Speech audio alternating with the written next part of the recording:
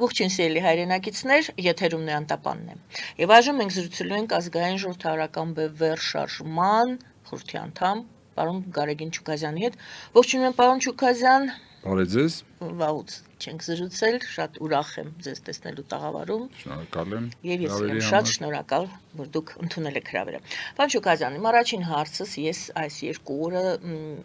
մյուս հյուրերին եմ ուղղում ներող եղեք կրկնվելու համար, բայց անպայման ուզում եմ տարբեր կարծիքներ, քանի որ հարցը իսկապես հուզում է ոչ միայն ինձ, կարծում եմ հասարակությունը այս մասին, հասարակությանը եւս հուզում է եւ չգիտենք դա լավ է թե վատ, որ նման հարցեր են մեզ հուզում։ Ինչի մասին է խոսքը։ Մենք հիշում ենք, որ Նիկոլ Փաշինյանը օրեր առաջ ասաց, որ կադրային ճգնաժամ կա, քաղց կա, կադրերի պակաս կա երկրում։ Հետո նա ավելացրեց, որ պետապարատը այսպես զրո դասարան իջեցրեց, հիշում եք, անկարողության մասին, անգրագիտության մասին այսպես ելույթ ունեցավ եւ հիմա կարծեմ 3 առաջ օրը ազգային ժողովի ամբիոնից շատ էմոցիոնալ եւ այսպես ժեստիկուլացիայով ելույթներ ունեցավ, որը ժողովրդին համար անհասկանալի է ինչ է ուզում այդ ամենով ներսի հանրությանը, Հայաստանի հանրությանը ասել Նիկոլ Փաշինյանը եւ հաշվի առնելով իր ֆիգուրի նշանակությունը, որ նա վարչապետն է Հայաստանի, մենք բոլորս գիտակցում ենք, որ ամբողջ աշխարհի, ասենք Հայաստանի հետ գոնե առնչություն ունեցող երկրների եւ ղեկավարները եւ մամուլը եւս հետեւում են այս ամեն ինչին եւ լսում են այս ամենը։ Եթե նաեւ հաշվի առնել, որ նա գիտակցում է դա, ինչ է նա ասում աշխարհին,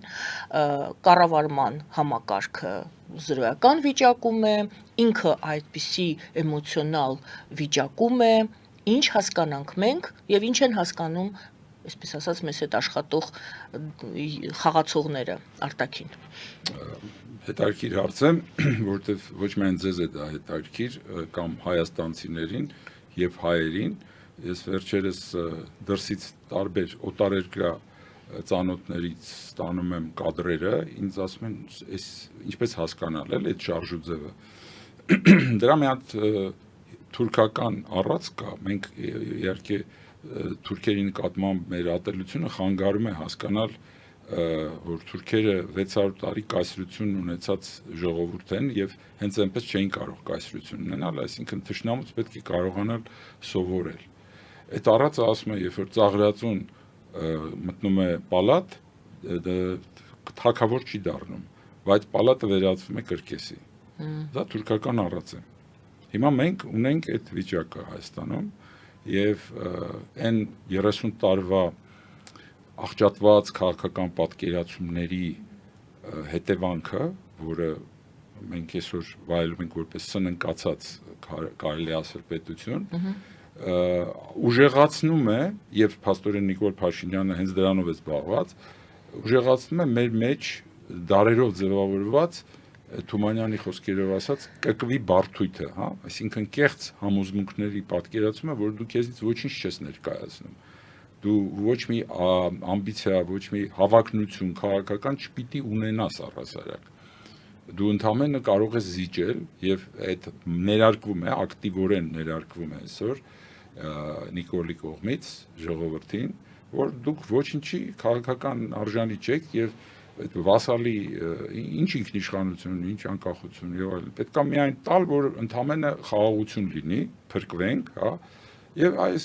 սա է, որ հիմա կատարվում է, եթե երկու խոսքով ասենք։ Այսինքն մտածված, սա կարծում եք մտածված ծրագիր է։ Ես կարծում եմ, որ այն ուժերը, ովքեր բերել են Նիկոլին իշխանություն եւ սատարում են իր իշխանությանը, այսօր դրսի ուժերը ես նկատի ունեմ, եւ նաեւ ներսի տարբեր շարասյուններ 5-րդ, որոնք գոյություն են Հայաստանում, հենց այդ նպատակն էլ հետապնդում են։ Այսօր հասկանալի է, որ իր վարած քաղաքականությունը հստակորեն պրոթուրանական, պրոթուրքական քաղաքականություն է, ուստի ես կարծում եմ, որ հենց այն ուժերը, ովքեր սատարում են այդ Թուրան պրոյեկտին, հենց այդպիսի խնդիր են առաջ դրել, հոգեբանորեն կոտրելու հայ ժողովրդի քաղաքական որևիցե հավակնություն, որպեսզի հայ ժողովուրդը առասարակ հավակնություններ չունեն։ Եվ ապացուցել, որ երկիրը չկայացած Այո, որ երկիր է։ ինքը չկայացած երկիր է, չկայացած ժողովուրդ է, ինքը չի կարող հավակնել քաղաքական ինչ-որ անսպասելի քայլերի, աննախադեպ ինչ-որ նախաձեռնությունների եւ Ավելին գուցե պետականություն չունենա։ Խոսքը հենց դրա մասին է, ես որ ասում եմ ինքնիշխանություն, հենց դա նկատի ունեմ, այսինքն ինքնիշխանությունից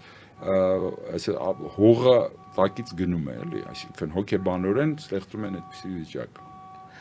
Դրա վտանգավորության աստիճանը գուցե վտանգավոր չի, հա, լավ, սենց նայում են, ասում են, դե հիմա էս էլ էս ձևի վարչապետ է։ Այս երկրում էլ այսպիսի վարչապետ է։ Ով որ հասկանում է, թե ինքն ինչ է իրենց ներկայացնում ինքնիշխանությունը, իսկ ինքնիշխանությունը ինքը հենվում է որոշակի օրենքների վրա, ինքը հենվում է օրենքն էլ ածանցյալ է ժողովրդավարության, ըստ ժողովրդավարության պատկերացման ածանցյալ է իրավունքից, բայց իրավունքն էլ ինքնին այսպես հիմք չի, ինքն էլ ածանցյալ է արժանապատվությունից, եթե չկա արժանապատվություն, մնացած ամեն ինչը փլուզվում է, այսինքն խոսքը հենց դրա մասին է, որ այսօր խփվում է այսպես նշանը, թիրախը հենց արժանապատվությունն է։ Լավ, հիմա նայում ենք, տեսնենք սրա որպես շարունակություն, տեսնենք Գյումրիում ինչ տեղի ունեցավ, ինչու, այսպես հանկարծակի անցում չէր, արդյոք կամ ես եմ ուզում ձեզ հարցնեմ, այն ինչ տեղի ունեցավ Գյումրիում, այն ինչ մենք երեկ լսեցինք նոր քաղաքապետի ուրեմն շուրթերից կամ իր ելույթից հասկացանք, ինչ ուղղություն է վերցրել Գյումրին, ինչ կատարվեց Գյումրիում եւ արդյոք սա ինչ որ աղերս ունի ընդհանուր այս տրամաբանության մեջ, թե չէ Գյումրին իր դարդով տապակվող քաղաք է այժմ։ Այսպես ասած, փորձում են պառակտել մեր փաստորեն ինքնությունը մեր ազգին, հենց այդպես առանձին։ Այ արցախցիները դա առանձին մի երևույթ են, գյումրեցիները առանձին երևույթ են, պետք է ամեն ինչ այսպես առանձին Սյունիքն էլ հեսա երևի կհասնի դրան, հա, երևի։ Հետո արդեն Երևանի առանձին թաղերը եւ այլն եւ այլն։ Ընդհանուր դեգրադացիան, ընդհանուր այդ քայքայումն ու պառակտումը դա միասնական տրամաբանություն է եւ բնականաբար եթե այս արատավոր շրջանը կործանարար արատավոր շրջանը, որը տանում է դեպի, այսպես ասած, լրիվ ոչ միայն պետականության, ինչպես դուք ասացիք, վերացման, այլև ինքնության վտանգվածության, որովհետեւ մենք այսօր այդ առանձին քննարկելը ամեն ինչ հանգեցնում է, որ չկա միասնական ինչ-որ ինքնություն, որը վտանգված է։ Այս հարցը մենք մոռանում ենք, անցնում ենք, սկսում ենք առանձին քննարկել, ասենք, արցախցիների սոցիալական հարցեր, Գյումրիի սոցիալական հարցեր եւ այլն։ Կամ Մեղրի սոցիալական հարցեր, հակադրելով դա Երևանի բնակիչների շահերին, հա, այսպես իրար հակադրելով, այսպես բաժան անելով կառավարել այդ ամեն ինչը։ Կամ եթե Գյումրիի քաղաքապետը, ջլատել ուժերը։ Եթե Գյումրիի քաղաքապետը ասում է, այո, ես ասենք տեսնում եմ, որ Ռուսաստանի հետ, Ռուսաստանի կազմ, չգիտեմ, Բելարուս եւ այլն, Գյումրին առանձին պետք է գնա մտնի Ռուսաստանի կազմ, թե դա ամբողջ Հայաստանին է վերաբերում։ Նախ այդտեղից սկսենք, հետո որպեսզի դիտարկենք այդ նույն տրամաբանության մեջ, ինչը դուք նշեցիք։ Այստեղ նույն տրամաբանությունն է գործում, այդ կկվի հոգեբանության, որ ես ասում եմ, հա որ դու քեզնից ոչինչ չես ներկայացնում, դրա համար պիտի հանձնվես, մեկը հանձնվում է աջ, մյուսը հանձնվում է ձախ, մեկը հյուսիս, մյուսը հարավ, մյուսը արևելք, արևմուտք, այդպես հանձնվելու հոգեբանությունն է ստեղծում, որը աղճատված քաղաքական պատկերացումների հետևանք է այս կեղծ էլիտայի, որը Հայաստանում ձևավորվել է այս 30 տարիների ընթացքում։ Ոնց թույլ չտանք դրա խորացմանը կամ ոնց կարելի է դրան դիմակայել։ Ուրեմն տեսեք, առհասարակ այն դեգրադացիան, որի մասին խոսում ենք Հայաստանում, դա ինչ որ մենակ յուրահատուկ հայկական երևույթ չի։ Այդ դեգրադացիան կարելի է դիտել ամբողջ աշխարհով մեկ։ 4 բոլորը։ Դա քաղաքակրթական ընդհանուր դեգրադացիայի խնդիր է, որում մենք ապրում ենք, եւ խնդիրը ոնց որ կլիմայական փոփոխությունը, չէ, աշխարհի։ Դա մի ինչ որ ժողովրդի կամ մի ազգի լուծելու խնդիր չի։ Դա այսպես հավաքական ջանքերի խնդիր է համադրելու։ Այդ իմաստով քաղաքակրթական այդ խնդիրները, որ մենք հիմա ականատես ենք լինում նաև հենց բուն արևմուտքում, չէ, հակասությունները արևմուտքի ներսում, Միացյալ Նահանգների ներսում, դա ինչ որ տարօրինակ երևույթ է թվում։ Գուցե առողջացման ճանապարհ է։ Խնդիրը այն է, որ ճգնաժամը կարող է դառնալ առողջացման ճանապարհ, եթե դու պատկերացնում ես, թե ինչպես պիտի դրանից դուրս գաս եւ այն դասերը, որը առել ես քո հիվանդությունը ձեռք բերելուց, որ հասկանաս ըստ դրա քայլեր ձեռնարկես։ Այդ իմաստով խնդիրը, որը դրված մենք այսօր մեր վրա զգում ենք, դա ոչ միայն ազգային խնդիր է, այլև քաղաքակրթական խնդիր է, որտեղ այն հակասությունները, որ խորացել են համաշխարհային, մի մասը մեր մասով մենք տերն ենք այդ մեր մասի այդ խնդիրների, բայց այդ խնդիրը շատ ավելի մեծ է եւ այստեղ ուսուսի տալու խնդիր կա այն ուժերի հետ, որոնք որ փորձում են այդ քաղաքակրթական ճգնաժամից դուրս գալ եւ հիմքեր ստեղծել նոր քաղաքակրթության համար։ Այդ իմաստով ես ուզում եմ ասել, որ մենք մեր պատմության ընթացքում մի քանի անգամ այդպիսի ճգնաժամեր տեսել ենք քաղաքակրթական։ Սա սովորական ինչ որ մի տնտեսական ճգնաժամի հետևանք չի, սա ամբողջական համակարգային ճգնաժամ է, թե հոգեբանական, թե տնտեսական, թե մնացած բոլոր առումներով։ Մարդկությունը այդպիսի փուլի մեջ է գտնվում։ Եվ այդտեղ պետք է հասկանալ, թե դու առհասարակ ինչ քաղաքակրթության մաս ես քեզ զգում, որտեվ հիմա մենք ամեն տեսակ հայեր տեսնում ենք, չէ՞, հիմա տեսնում ենք ամեն ծակ ու ծուկերից դուրս եկած, այսպես ասած, տեսակներ, որոնք նայում ես զարմանում ես, ասում ես բլոգեր է, հա, ինչ որ հայտնվել ու խոսում է, այսինքն մի 5 տարի առաջ հնարավոր չէ, որ այս մարդը ամբիոն ունենար, լսող ունենար, բայց հանկարծ պարզվում է, որ իր վայրահաճությամբ, հա, գարշահոտություն տարածելով կարող է հանդիսական ունենալ եւ այդ մասսայական հանդիսական, այսինքն հիվանդության վիճակը շատ ավելի լուրջ է, քան մենք պատկերացնում ենք։ Դրա համար այն ինչպես որ մենք ենք պատկերացնում, դա այն ուժերը, որոնք որ փորձում են մարդկայնության հիմքի, արժեքների հիմքի վրա, այսօր աշխարհում մենակ մենք չենք, որ արժեքների մասին կարող ենք մտածել, ուրիշ երկրներում էլ կան դրանք։ Այդ ուժերի հետ փորձել համագործակցության մեջ մտնել եւ փորձել կանգնեցնել այն աղետալի ընթացքը, որը թե մեր շուրջն է տեղի ունենում, թե Հայաստանի ներսում։ Եվ այդ իմաստով, եթե ինչ-որ որոշ ուժեր, տվյալ դեպքում, ասենք դուք հիմա Գյումրի նոր քաղաքապետին նկատի ունեք, ինչ-որ լույս է տեսնում հյուսիսում, հա, այդ դեպքում պետք է հարց տալ, ասենք մի հատ մենք մեծ հարց տանք։ Իսկապես այդտեղ լույս է բացվել հյուսիսից, հա, ինչ-որ լույս է երևում այնտեղ։ Մի հատ նայեք ինչ է կատարվում Ռուսաստանում հիմա։ Տեսեք այդ երգը, որ տարածվեց, չէ՞, այդ բաշկիրական երգը, որը հիմա մեծ գլխավոր միլիոնավոր հիթերով տարածվում է։ Տեսեք ինչ ռեակցիա է առաջացրել, ասենք Ռուսաստանում, չէ՞։ Այսինքն Ռուսաստանի ռուսական հակասությունները, որոնք կան, որ իրենց խնդիրներն են, հա։ Այդպիսի խնդիրներ տեսնելուց հետո, որ մտածում ես այդ երկիրը վաղը կկարողանա դիմանալ այդ ներքին երկպառակություններին թուրքալեզու ժողովուրդների հետ, որը գոյություն ունի արդեն արտահայտման մասսայական մշակույթի մեջ եւ այլն։ Դու դրանից հետո կոչ ես անում սեփական ժողովրդին, որ մենք միանանք այդ քաոսին, որը որ մոտալուտ քաոս է երևում հյուսիսում։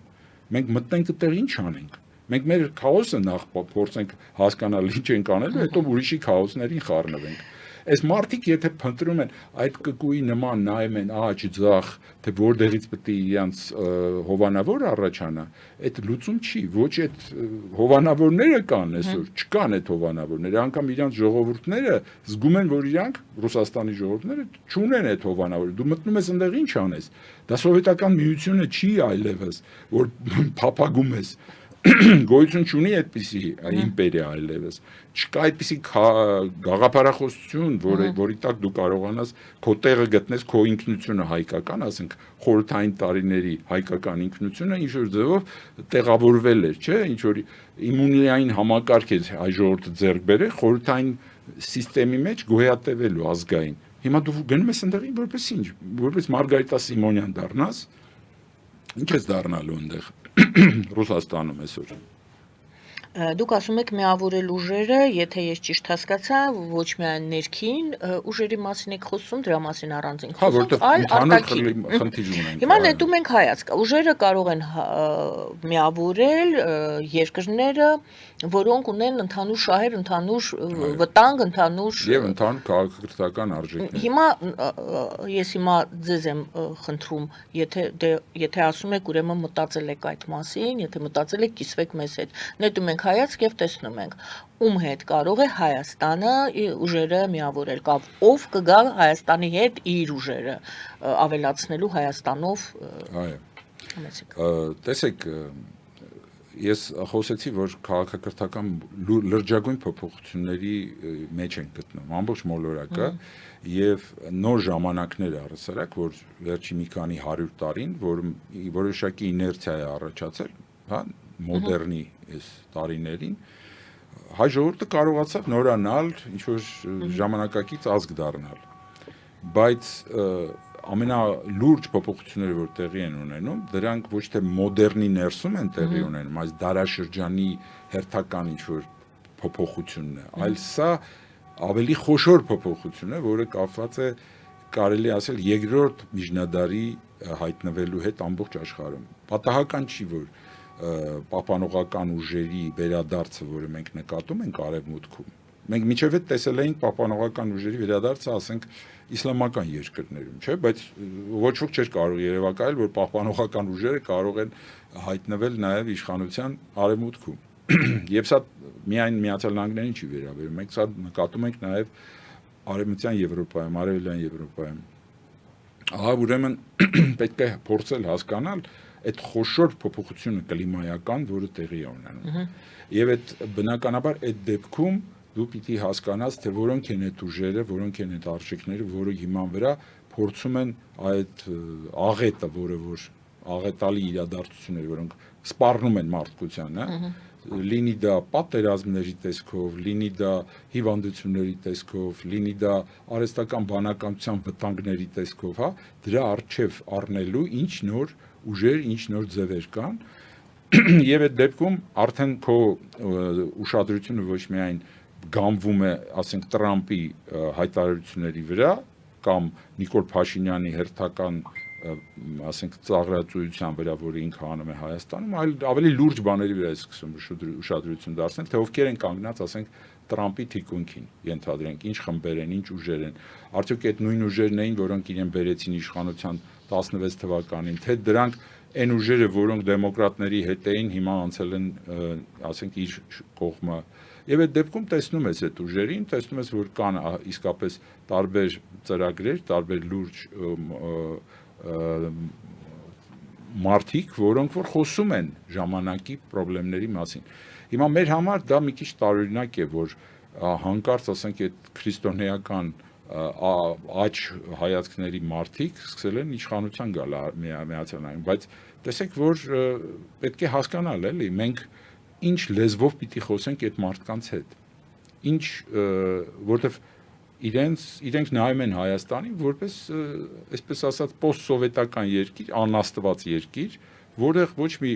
արժեքներ արդեն չեն գործում, որտեղ այդ տենց հանցագործները կարող են նորից իշխանության գալ, հա, կամ ծաղրածուները կարող են իշխանության գալ, հա, օխլոկրատիայի հիման վրա, եւ իրենք մեր փոխարեն, մեր հարցերը մտածում են, որ մի օր իրենք պետք է լուծեն առանց մեր հետ խորհրդակցելու, որովհետեւ չկա էլիտա, որը կարողանա Հայաստանի անունից բանակցել Հայաստանի շահերը։ Այսինքն մանդատային ի վերջո մանդատային կառավարում ստեղծել Հայաստանում, ինչ որ պայմաններում, որը դեռ չկա, բայց վաղը կարող է ստեղծվի, որովհետեւ Հայաստանում չկա այն էլիտան,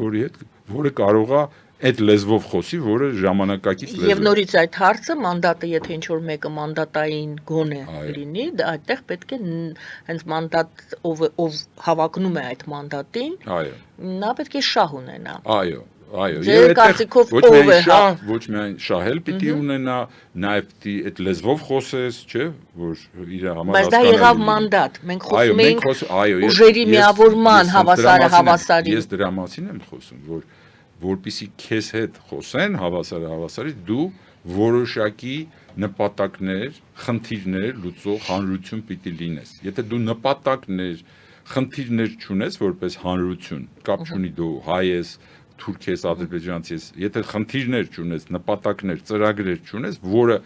որոշակիորեն կապվում է համաշխարհային նոր, այսպես ասած, ծրագրերի հետ, այդ դեպքում քեզ հետ ոչ ոք չի մանդատների մրցակցություն է դառնում, հա, Հայաստանի վրա։ Այո, պատկերացնում եք, հենց այդպես է, մենք հիմա այդ վիճակում ենք, այո, որ պետք է հասկացվի, թե որ մանդատի տակ ես, այսինքն ռուսական մանդատն է, թե թուրքական մանդատն է, թե արևմտյան մանդատն է, որովհետև դու ծրագիր պատկերացում նոր ժամանակների վերաբերյալ չունես, անելիքներ չունես այս տարածաշրջանում, բացի քո սեփական շահերի ու խնդիրների մասին խոսելը, ընդհանուր շահերի պատկերացում անգամ չունես, ընդհանրապես խոսում ես քո ինչ-որ խաչմերուկ լինելու մասին, որտեղ այսպես համաշխարհային հակադրությունների պատերազմի վտանգի աճի ժամանակ անընդհատ ասենք մի հատ սպիտակ դրոշ ես բարձրացրել, որ մարդիկ չեն հասկանում դու ում կողմից ես։ Դու արձարակ ինչ որ մի բան քեզնից ներկայացնում ես, որից արժեք ներկայացնում ես, ինչ է քո ասածը, ինչ ես առաջարկում բացի տնտեսական ճանապարհ լինելուց, հա։ Ծանր բան է։ Կոստան Զարյանը ասում էր Արարատ լեռը ոչ մի տնտեսական արժեք չունի։ Բայց Արարատը դա մեր գոյության ճանապարհն է եւ խորհրդանիշն է, որտեղ դա բարձր արժեքների տանող ճանապարհ է։ Եթե մենք այդքանը չենք հասկանում, որ այսօր աշխարհում արժեքները շատ կարևոր են դառնալու եւ արժեքներից չենք խոսում, այլ խոսում ենք ընդհանրապես, որ մեր հերոսը դա հարկ վճարողն է, ասենք, հա, որ Արարատ լեռը կարելի է փոխարինել Արագած լեռով, մոռանալով, որ Արարատ լեռան վրա, ասենք, ջրհեղեղ ա եղել եւ մարդկության փրկության սիմվոլն է եւ այլն։ Երբ որ այդ ամեն ինչը մեր համար արժեք չունի եւ մեր համար միակ իրականը այն որտեղ խաց ընդեղ կաց հասկացողությունն է, այդ դեպքում դու քեզ ոչ ոք քեզ չի բանակցի քո իրավունքները։ Դուք տանում եք դեպի ամենածայրահեղ նկարագրությունը։ Ես նկատի ունեմ, այո, որովհետեւ երբ որ արտակարգ իրավիճակի գնացող աշխարհ ունենք, այդպիսի այդ անկման մեջ, որպեսզի դու սարսափներից ազատվես, որը քեզ կաշկանդում է եւ քո կամքը, այսպես ասած, կատվածահար է անում, դու նախ պիտի հատակին նայես։ Այդ հատակին նայելու համարձակություն ունես, դու այդ սարսափներից կկուի, կազատվես ու կունենաս սեփական հավակնությունները ու կխոսես այդ հավակնություններից որպես ինքնիշխան, որտեղ ինքնիշխանության հիմքում միայն արժեքներն ու արժանապատվությունն է, առանց դրա չի կարող ինքնիշխանություն լինել։ Վերադառնանք, մենք ասում էինք լավ այս իրավիճակից ինչպես կարելի է դուրս գալ կամ ինչպես դիմակայել, դուք ասացիք դիմակայելու հետ են գալիս նույն այդ մեր զրույցին, դուք ասացիք միավորում ենք ուժերը, նախ ինքնիշխան ենք դառնում, այսինքն նախ մեր արժանապատվությանը վնասող որևիցե բան չենք ընդունում, ոչ ենք ասում դրան, հետո այդ ոչից հետո նայում ես արդեն շուրջդ, թե ով կա, որը որ կարող է քո շահերը ունենալ եւ քո արժեքները ունենալ։ Բայց մենք այս պահին չենք նայում դա, մենք խոսում էինք 3, դուք նշեցիք այդ 3 մանդատի հավակնորդներ Հայաստանի հանդեպ Ռուսաստանը, Արևմուտքը եւ տվյալ դեպքում Թուրքիան, որը Ադրբեջանի միջոցով իր հարցերն է լուծում, եւ այստեղ դուք ասում եք, որ անգամ Հայաստանը չի որոշում, չի ընտրում որ այստեղ հասկանում եք ես ասացի որ նախ պետք է արժանապատվության ու արժեքների ճանապարհով գնաս որ գտնես թե դու ում հետ խոսես որովհետև եթե ինչ որ մեկը քո արժանապատվությունը չի հարգում ու դրա հետ դու մտնում ես բանակցությունների մեջ կապ չունի դա փոքր թե մեծ բանակցություններ են արդյունքում դու կկվի վիճակում ես հայտնվելու Ռուսաստանը հարգում է Իհարկե չի հարգում։ Թուրքիան, Ադրբեջանը։ Մենք ամենօրյա տերորի վիճակում ենք գտնվում, երբ որ քեզ ամեն օր նորանոր պայմաններ են առաջադրում, չէ՞։ Նիկոլն էլ համոզում է մեզ, որ իբրև թե դա խաղաղության համաձայնագիր է, չէ՞, բայց իրականում որտեղ խաղաղության համաձայնագրի հոտ չի գալիս։ Իրենք հստակ ասում են, որ այս ընդամենը այս պայմանագիր համաձայնագիրը, որը դուք ստորագրեք, հիմքա, որպեսզի մենք սկսենք ձեր հետ բանակցել, այն մյուս հարցերի շուրջ, որը վերաբերում է նրան, որ դուք ագրեսիա եք արել, որտեղ դուք այս պայմանագրով, այս համաձայնագրով օրինականությունը ընդունելու եք այն ամեն ինչ որ տեղի ունեցել միջև հիմա, դες 20 թվականից միջև հիմա, այդ ընդունում եք, որ դա օրինական է, դրանից հետո ձեր հետ սկսում ենք խոսել նոր խնդիրների մասին, օրինակային խնդրի մասին, որ դուք մեր երկրի ագրեսիա եք ենթարկել ու պիտի փոխհատուցում վճարեք եւ այդ փոխհատուցման դիմաց պիտի ընդունեք նաեւ ադրբեջանցիներին,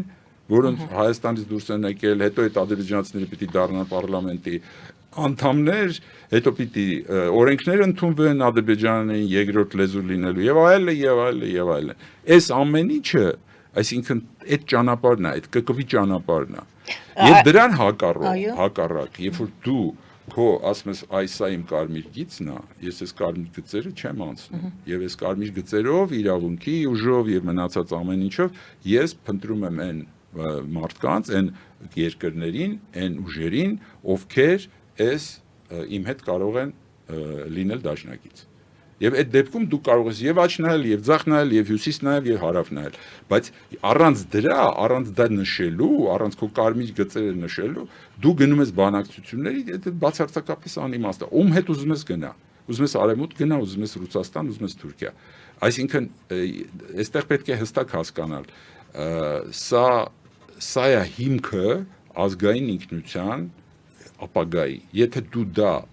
ջնջում ես, դրանից հետո եթե անգամ յան ազգանուն ունես, անգամ եթե քո երկիրը Հայաստան է կոչվում, միևնույն դու վասալ ես։ Կարելի ասել, որ այս դատական գործընթացները, որը այժմ վարում է Ադրբեջանը, դա զուգահեռ այդ գործընթացն է, որը նախապատրաստում է այդ հողը, որը այդ ստորագրելուց հետո իրեն իրավունք կտա պարտադրել Հայաստանին, ընդունել այդ իր մեղավորությունը։ Իհարկե։ Հիմա այստեղ մի հատ շատ կարևոր հարց։ Այս ամենը կարող էր այսպես չլիներ, եթե ես հարցնում եմ, արդյոք այս ամենը չէր լինի այս ընթացքով, եթե մենք ժամանակին կարողանանք եւ այսօր եւս կարողանանք բացատրել աշխարհին, գուցե չենք կարողացել բացատրել, թե ինչումն է պատճառը եղել Արցախի հարցի առաջացման, Արցախի խնդրի պատճառը։ Եթե մենք դա չենք կարողանում ապացուցել, ստացվում է, որ այո, այնինչ Բաքվում հիմա կատարվում է, այնինչ անում է Բաքուն եւ խաղաղության պայմանագիր է կնքում Հայաստանի հետ, երբ որ Հայաստանը ընդունում է, որ ինքը եղել է ագրեսոր, օկուպանտ, հա, այդ ամեն ինչը։ Եթե մենք չենք տալիս բուն, թե մենք արել ենք մեր աշխատանքը, մենք աշխարհին բացատրել ենք, թե ինչից է սկսել, որն է պատճառը, որն է բուն Արցախի այն ժամանակ Ղարաբաղի կոնֆլիկտ էր կոչվում, Ղարաբաղի կոնֆլիկտի իմաստը, թե դա ես սխալ եմ, երկուսը իրար հետ պետք չի կապել։ Այո, մենք աղճատված քաղաքական պատկերացումներ ունեցող վերնախավ ենք ունեցել քաղաքական, որը մեզ փաստորեն հենց սկզբից տարել է մի ճանապարհով, ես էլ այդ ճանապարհով մեկը գնացածներից մեկն եմ։ Ես եթե ավակ լիներ այն ժամանակ մեկը, որը այլ ձևով բացատրեր իրավիճակը, որ սա տանելու է դեպի փակուղի, մենք երևի ուրիշ ձևով պիտի ձևակերպեինք խնդիրները հենց սկզբից։ Բայց այս դասերը, որ մենք 30 տարում ունեցել ենք, այդ թվում նաև Նիկոլ Փաշինյանի ներկայությունը կարող է շատ դրական դաս լինել մեր համար, մեր ժողովրդի համար, եթե մենք պատկերացնենք մի ուրիշ ժամանակ, հա, որը գալու է ուրիշ խնդիրներով արտակարգ իրավիճակի ժամանակ, ոչ թե այսօրվա արտակարգ իրավիճակ, այլ այն վաղվա, որը իդեպ գալու է, անխուսափելիորեն գալու է։ Խոսքը նրա մասին է, որ համաշխարհային այս լարումները, որոնք տիրում են թե Մերձավոր Արևելքում, թե Ռուսաստանում, շատ ավելի լուրջ արտակարգ իրավիճակներ են ստեղծելու, քան մենք այսօր ունենք։ Եվ այսօրվա մեր ժամանակը դեռ խաղաղ, որ մենք ունենք մտածելու համար, թե ինչի համար այսպես վիճակի ենք եկել, ինչպիսի այսպիսի սնանկության քաղաքական եւ այդ ձևակերպելու համար մեր նոր, այսպես ասած, տեսլականը, որովհետեւ քաղաքական տեսլականի մասին է խոսքը։ Այո, դա մեզ կօգնի եւ կլինի դաս, եւ մենք շնորհակալ կլինենք ճակատագրին, որ մենք ասենք օրինակ Նիկոլ Փաշինյան ունենք այսօր, որովհետեւ դա մեզ ստիպեց, որպեսզի տեսնենք վաղվա օրը ինչպես պետք է արվի։ Բայց եթե դասանելիք ունենք, այո, ես դրա համար հետ չեմ նայում, մենք այդ այսօրվա խնդիր ունենք, այո, բայց նաև երեկվա այդ խնդիրները, որտեղ այո, Նիկոլ Փաշինյան ծնունդ է այդ ամբողջ 30 տարվա, որտեղ այդ ճանապարհը, որը անցել են, այո, քաղաքական աղճատված պատկերացումները, թե կարելի է ասենք Արցախի հարցը հայկական ընդհանուր հարցից անջատել, հա, լուծել այդ հարցը, հետո փորձել ուրիշ հարցերի անդրադառնալ։ Հիմա, երբ որ մենք հասկացել ենք, որ այդ հարցը հայկական հարցի մաս է, ընդամենը, եւ այսօր, երբ որ անգամ այսօրվա այս ղեկավարությունը, որը հրաժարվել է Արցախից եւ Արցախի հարցից, հա, ասում է ես տեսեք մեր վեճը Ադրբեջանի ու Թուրքիայի հետ ընդամենը Արցախն է, տվեցինք, էլ վեճ չկա, ուրեմն կարանք խաղաղ ապրենք։ Անգամ այդ ընդունելուց հետո պարզվում է, որ ուրիշ հարցեր ունի։ Ընդ որում ներողություն տարածքային տրամաբանության մեջ։ Այո, բայց տեսեք, որ ոչ իրավունքի։ Բայց տեսեք, որ Ադրբեջանը անգամ այդ ձևակերպումը, այսինքն ասում է, որ մեր վեճը դա չի։ Մենք ուրիշ վեճ ունենք, բացի Արցախի հարցից, ուրիշ վեճ ունենք իրար հետ, որտեղ իրենց գոյությունը առհասարակ սահմանվում է որպես հակահայի գոյություն։ Իրենց սահմանման մեջ այդ են գրել, որ իրենք այդ է, իրենց ամբողջ կրթության համակարգը եւ այլն դրա վրա է հենվում։ Եվ ասում են միայն խաղաղություն կլինի, եթե դուք ընդունեք, հա,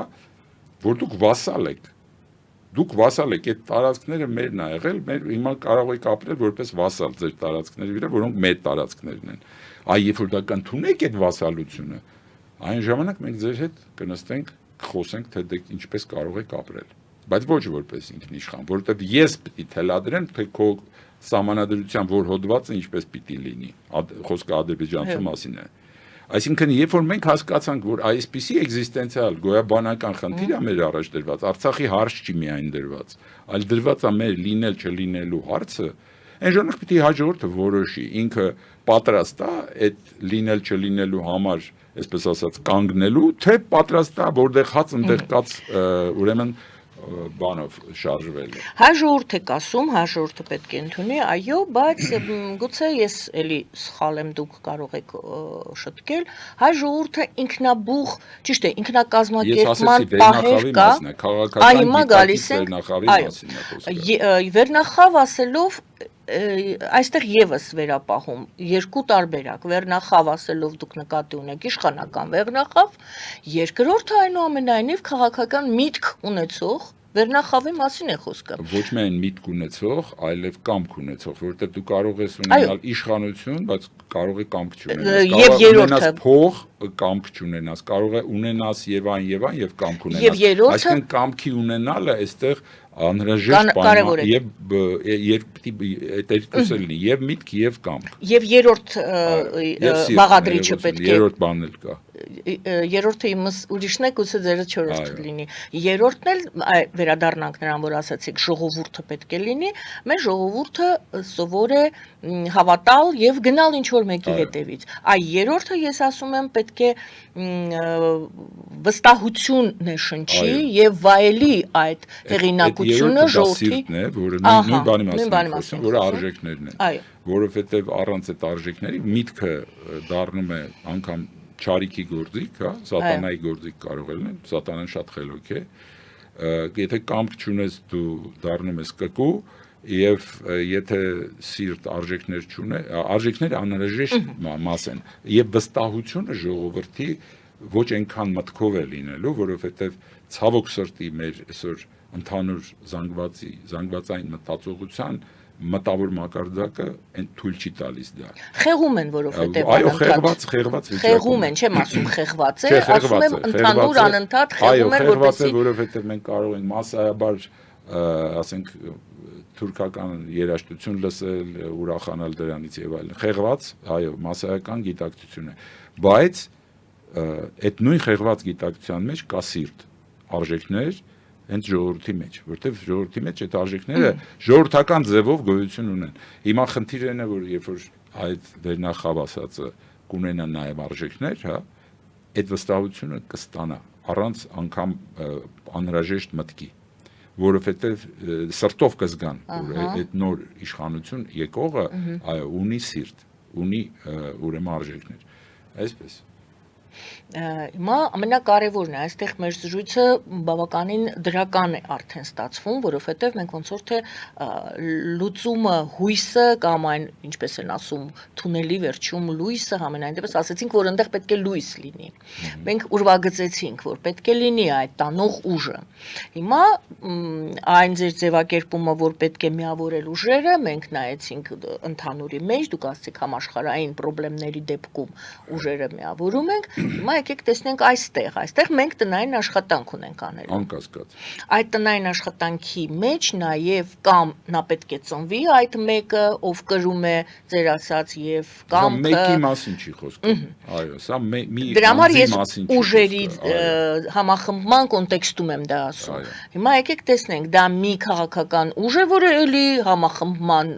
արդյունք է քաղաքական ուժը, կամ քաղաքական ուժերի համախմբում։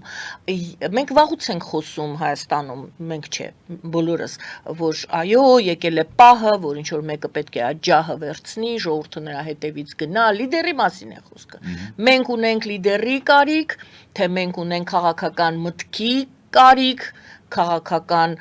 միավորի կարիք, քաղաքական միավորված ուժերի կարիք, ինչի կարիք ունենք եւ ինչի հնարավորություն ունենք, ինչ ենք տեսնում, որ արդեն դրա հույսը կա։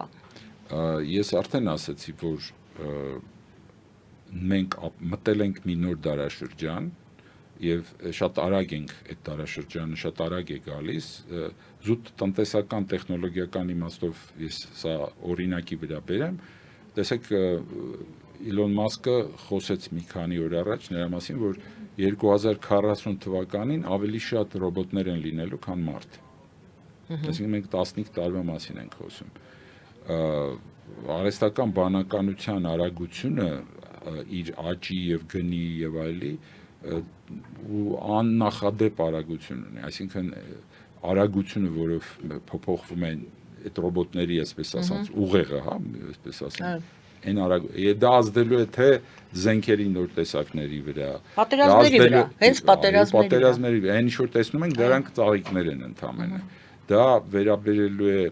տնտեսության, էներգետիկային, դա մեր պատկերացումները աշխատանքի մասին առաջիկա 10 տարվա ընթացքում 50 տարվա փոփոխությունների չափ փոփոխություններ են սպասվում աշխարհում։ Այդ փոթորկալի փոփոխությունների մեջ չի կարող Հայաստանում լինել ավանդական 30 տարվում ձևավորված քաղաքական դաշտը։ Այդ քաղաքական դաշտից ոչինչ չի, փլատակներ կմնան, որովհետև լրիվ նոր իրավիճակներ են առաջանալու։ Դրա համար նոր ձևավորվող ուժերի մասին է խոսքը գնում։ Այսինքն նոր քաղաքական իրավիճակի մասին է, որը արտակարգ իրավիճակում է ձևավորվելու։ Եվ արդեն, ասենք, այն ժողովրդի մեջ, մեր ժողովուրդը ունի այդ հնարավորությունը։ Տեսեք, լավատեսական բաներ, որ ասում եք, լսվում է, լավատեսության համար աչքեր պետք է ունենաս, որպեսզի տեսնես։ Ամբողջ այս կենտրոնական Ասիա, հարավային Կովկաս տարածաշրջանում բարձրագույն նորագույն տեխնոլոգիաների, արհեստական բանականության, որևիցե այդպիսի ինֆորմացիոն տեխնոլոգիաների ասպարեզի ինվեստիցիաների 70%-ը ներառյալ Ղազախստան, Ուզբեկիստան, Ադրբեջան, այդ հարուստ երկրները, չէ, Հայաստանում է։ Մենք միակ երկիրն ենք այս տարածաշրջանում, որ կարողացել ենք էկոսիստեմ ստեղծել բարձրագույն տեխնոլոգիաների եւ ինֆորմացիոն տեխնոլոգիաների, որ երևույթ է, այսինքն մեր ժողովուրդը այդ պոտենցիալը ունեցող ժողովուրդն է։ Տարեկան հասել է $1 բիլիոն, $1 միլիարդ ինվեստիցիաներ է արվում Հայաստանի մեջ, հասկանում եք։ Բայց այս սրա փաթեթավորողը եւ ներկայացնողն ու հասկացողը քաղաքական վերնախավում չկա։ Ուրեմն հենց այդ ոլորտի մեջից այն ուժերը, որոնք հաջողել են, նրանք շատ մեծ դերակատարում կարող են ստանալ, բայց նրանց քաղաքական աճի խնդիրը կա։ Բացի բիզնես հավակնություններից, որը կարողացել են ցույց տալ, որ Հայաստանում կարող են ընկերություններ լինել, որ կարող են հավակնել $100 միլիոն ներդրման, հետո $600 միլիոն ներդրման։ Սրանք փաստեր են, որ եղել են Հայաստանում, կա, բայց ով է այդ ամեն ինչը նկատում։ Եվ վաղվա աշխարհը, որը ձևավորվելու է, այդ ենթակառուցվածքների վրա է ձևավորվելու։ Ոչ միայն ճանապարհների, այլև որտեվ այդ նույն չինական ճանապարհը դա միայն ճանապարհ չի Մետաքսի, հա նոր։ դա նոր ենթակառուցվածքների ճանապարհ է։ Եթե դրա փոխարեն լինի եվրոպական ճանապարհը, որը հիմա Ուրսուլա ֆոն դեր Լայնը Տաշկենտում ասենք քննարկեց, չէ, եւ ասաց, որ իրենց Սամարգանդում ներողություն, որ պիտի բան անեն, իրենք կառուցեն այդ ենթակառուցվածքները, կամ թե երրորդ մի ինչ որ ծրագիր, կապ չունի, բոլոր այդ ծրագրերը պիտի ունենան այսպիսի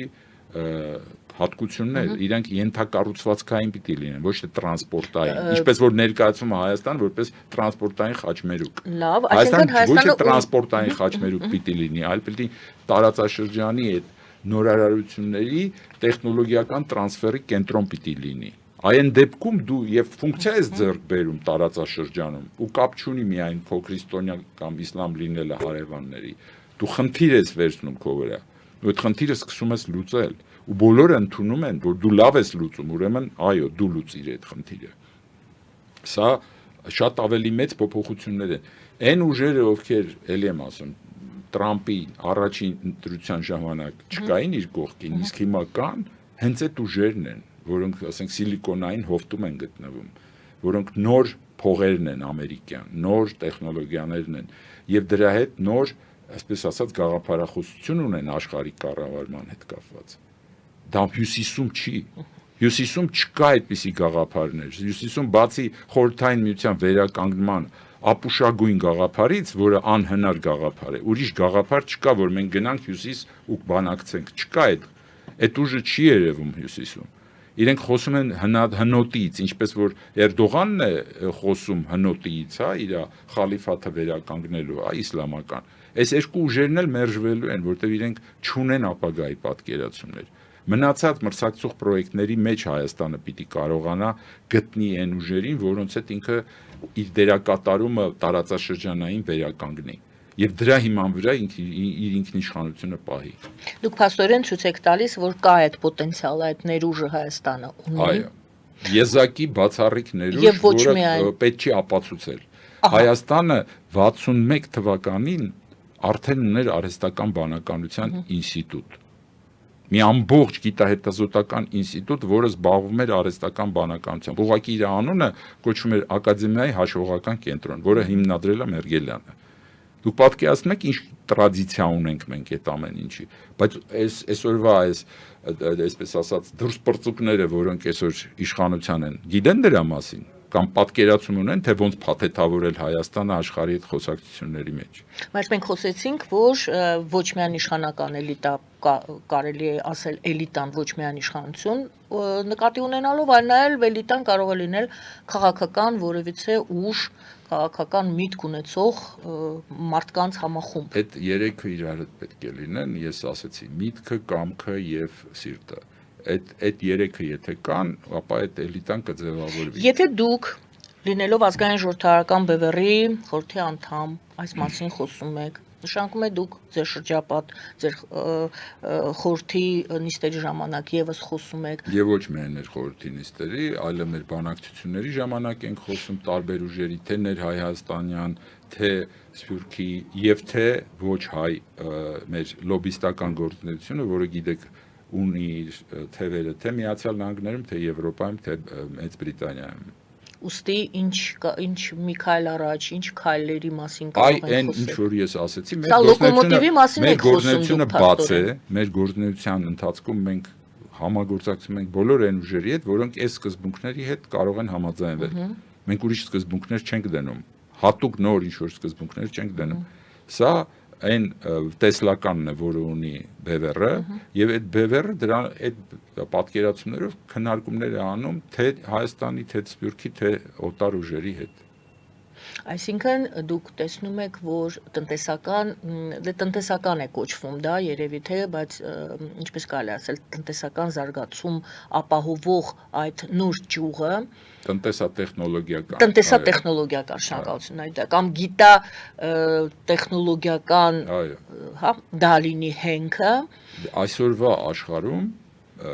փաստորեն նոր 4-րդ, երբեմն 5-րդ են ասում, 6-րդ են ասում, նայած ինչպես են հաշվում, բայց 4-րդ արդյունաբերական հեղափոխությունն է տեղի ունենում, որը այս նոր տեխնոլոգիաների հիման վրա մեր պատկերացումները արտադրության, տնտեսության,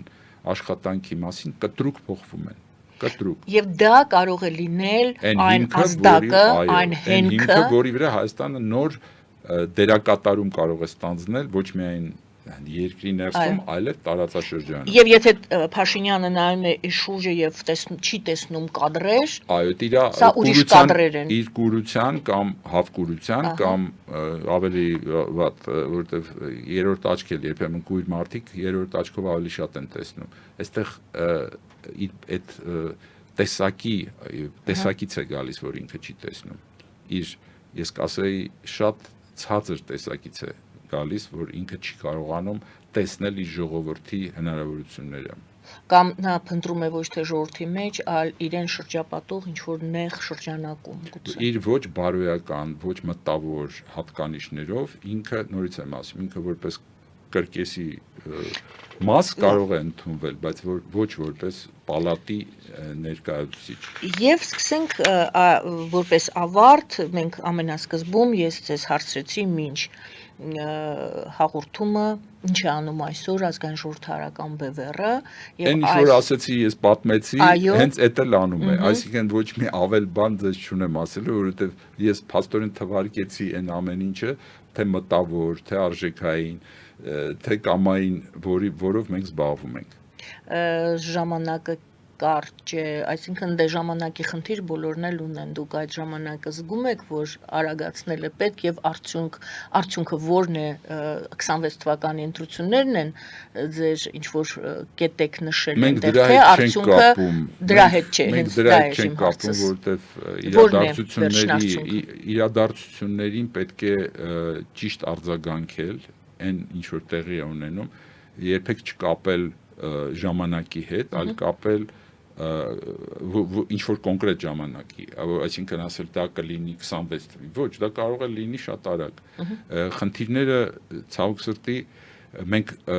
միշտ մտածում ենք, այ դեպքեր եղան, մենք պատրաստ չէինք եւ այլն։ Այդպես չի, այս տարիների ընթացքում մենք աշխատել ենք, տարիների ընթացքում արձանագրել ենք, որ գոյություն ունի ուրիշ Հայաստան, գոյություն ունի ուրիշ քաղաքական պատկերացումներ։ Այդ քաղաքական պատկերացումները, եթե դեռ չի հաջողվել ժողովրդի մեծամասնությունը, որ ընդունի, դա չի նշանակում, որ վաղը մեր ժողովուրդը պատրաստ չի լինելու ընդունել կախված այն վիճակից արտակարգ, որի մասին ես ասեցի, որտեղ այն ինչ որ մենք տեսնում ենք հյուսիսում, հարավում, արևմուտքում, Թուրքիայում էլ հիմա սկսվեց։ Այսինքն այդ փոթորիկները ժամանակն է այդպեսին եւ այդ արտակարգ իրավիճակին համապատասխան արտակարգ կառավարում պիտի լինի Հայաստանին եւ այն ուժերը, ովքեր պատրաստ են այդ բեռը ստանձնելու այդ ժամանակի համար, պիտի պատրաստվեն դրան։ Դուք պատրաստ եք ես ասեցի, որ դրանով ենք զբաղված։ Ես մեր ամբողջ գործունեությունն ու ժամանակը տրամադրվում է հասկանալուն այդ նոր իրավիճակին, որը գալիս է։ Որը դուք ասում եք, այսպես գեղեցիկ անբավ գորգոր չլինի, բայց լուծումը կա, դուռը կա, դուք գիտեք որն է այդ դուռը եւ փորձում եք մոտենալ այդ մացառները դեպի այդ դուռը տանող մացառներն եք քանդում մաքրում դուք։ Գիտեք ինչ, երբ որ եթե հիշացնեմ այդ բանը, էլի պատկերը, Մուսա Լեռան պայքարող ժողովուրդը, չէ, դրոշ ուներ, այդ դրոշով, եթե դրոշը չդներ, ապա իրեն չէին էլ նկատի, չէ։ Ուրեմն պայքարելը անհրաժեշտ պայման է, բայց դու նաև պետք է կարողանաս քեզ ներկայացնես ներքին պայքարը զուգահեռ, կարողանաս ներկայացնել, որ քեզ նկատեն եւ որովհետեւ նորից եմ ասում, սա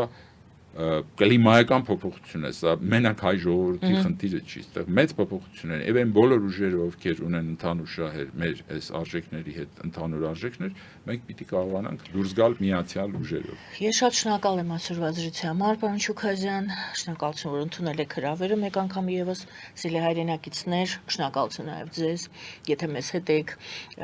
առավելապես շնորհակալություն ազգային ժողովրդարական բևեռի